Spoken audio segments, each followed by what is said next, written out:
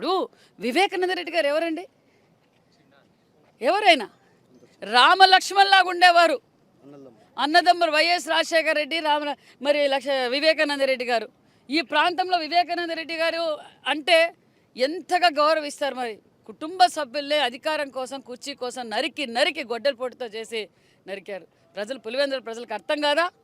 ఈరోజు వివేకానంద రెడ్డి గారి కూతురు పులివెందులు రావడానికి భయపడుతోందంటే అర్థం ఏంటి?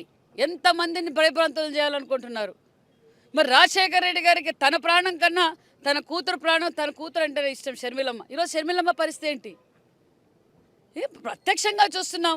మరి వాళ్ళు ఎవరైతే బాధ్యతలు ఉన్నారో ఈరోజు మాకు కాదండి, పులివెందుల్లో వైఎస్ ఫ్యామిలీకి చెందిన వివేకానంద రెడ్డి ఏ విధంగా చంపారో వాళ్ళ ఆ బాధతోనే ఈరోజు నిజంగానే సొంత కుటుంబ సభ్యులను కూడా వీళ్ళు అధికారం కోసం చంపుతున్నారంటే వీళ్ళు పులివెందుల ప్రజలను ఏ విధంగా చూసుకుంటారు అన్నది ప్రజలకు అర్థమైపోయింది.